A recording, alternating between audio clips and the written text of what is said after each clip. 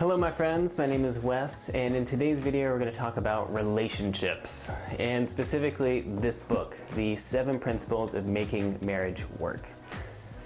So, in this book, Dr. John Gottman and his wife, Dr. Julie Gottman, researched hundreds of couples, and they tried to figure out what makes a marriage last for the long term.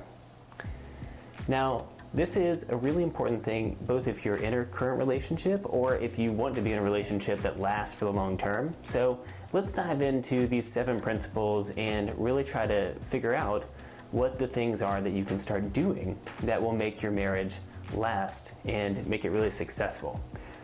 Good marriages have a ton of positive benefits. They can actually increase your immune system. People with marriages often live longer, and they are generally happier. So this is a really important topic to talk about.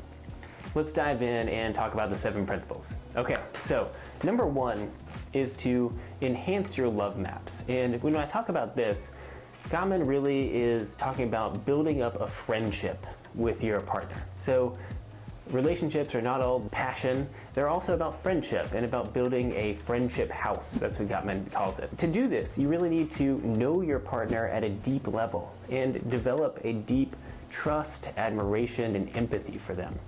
And so the first way to do this is to build up a love map. A love map is simply an understanding of the territory of your partner's life. What that means is that you're asking them deep questions about what's going on for them.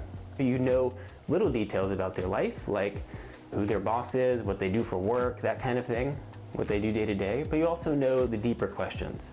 What do they really care about? What's important to them? How important is family? What are their hopes and dreams and aspirations for life?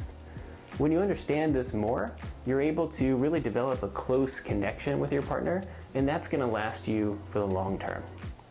To do this, I recommend setting aside some time each day or week to really ask your partner some deep questions and get to know them. You can do this on walks together every day, or you can do this on weekly date nights. But it's important to develop that over time.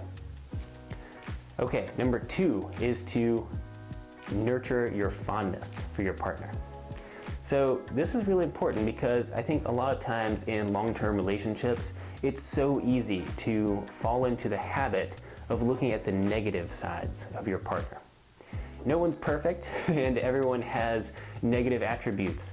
And when you're in a long-term relationship, those will come up over time. It's really easy to start to look at the negative things that your partner does, tiny habits that annoy you or little things that they say that stressed you out, and start to focus on those too much. Over time, that builds up resentment and can lead to real problems in a relationship. What you need to do instead is focus on the positive. Focus on nurturing that relationship, similar to creating a gratitude journal that you write in every day, which has been shown to lead to higher levels of happiness. Focus on creating a gratitude list for your partner. Nurture the fondness. Think of things that you admire about your partner. Think about things you're grateful for from them. Think about little things you love about them, and get beyond just physical attraction. Focus on little things that they do for you, little things that you really look at them and admire, and develop this appreciation and gratitude over time. That's going to really create a positive mindset that will help you, be more forgiving of your partner, and over time decrease that sense of resentment that really is a killer in relationships. A lot of this is about assuming the best of your partner. So when they do something wrong, or when they're having a bad day and they get really angry or annoyed or stressed, when you have this positive mindset, you're assuming the best of them. You're assuming, hey, they just had a hard day, brush it off, it'll be fine. And it comes back to this core sense, I think, of love and really being in it, committing to the long term and committing to developing that sense of appreciation and gratitude that, again, will help you stick with them for the long term. Number 3 is turning towards your partner instead of away. This is what John Gottman calls bids. And it's really about attention and intention. When your partner is telling you about their day, you want to turn towards them and actually listen to what's going on for them. When your partner tells a joke or is telling a funny story and you're distracted, it doesn't help you. It's hurting your relationship. When your partner is asking you for help or trying to, insert some humor into your life. All these are little bitty bids that are opportunities for you to either be distracted and concerned with yourself or something else outside of your relationship, or opportunities for you to turn towards them in little moments and connect with them. They're bids for connection. And when you start to pay attention to this, which again takes a little bit of mindfulness, a little bit of intention, you start to find moments of connection. And this is really small moments are what relationships are really built on for the long term. So those three core principles are kind of the foundation of the house, right? The friendship house that relationships are built on. Let's get into the other four. So the next one that I want to talk about, number 4, is to let your partner influence you.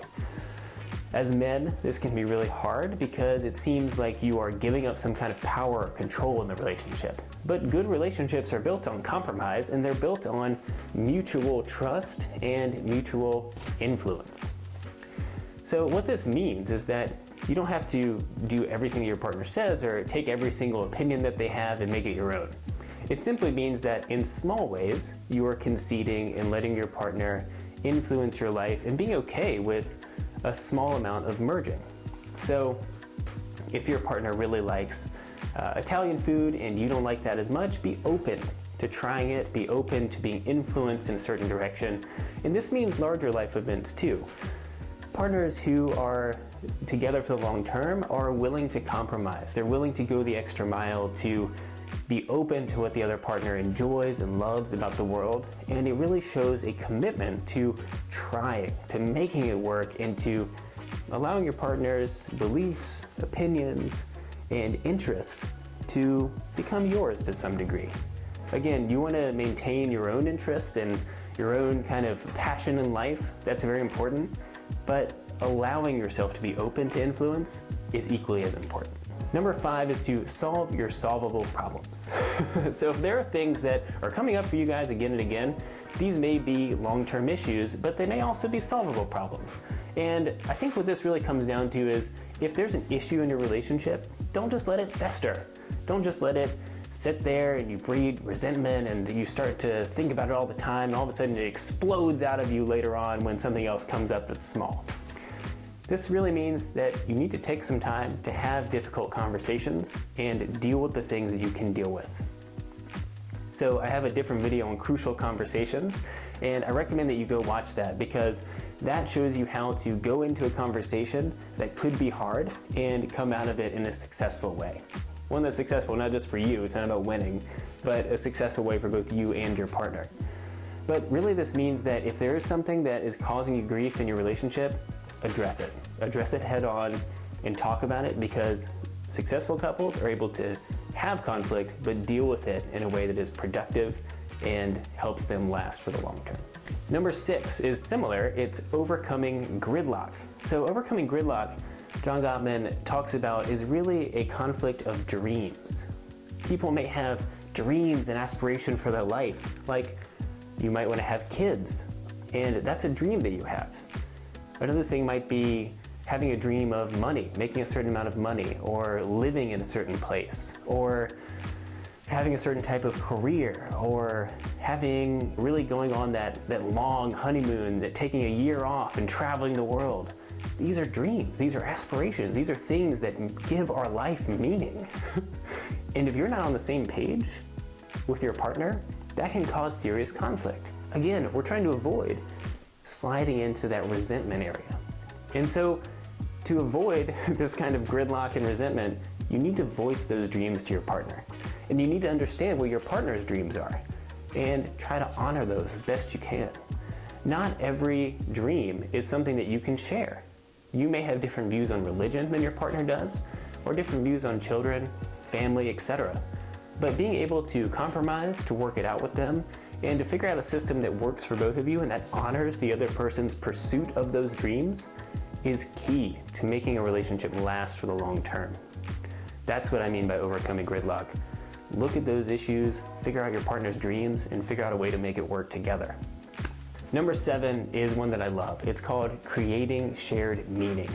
This is something that we used to have a lot more of, I think, in society, where we had more community, and we had more traditions.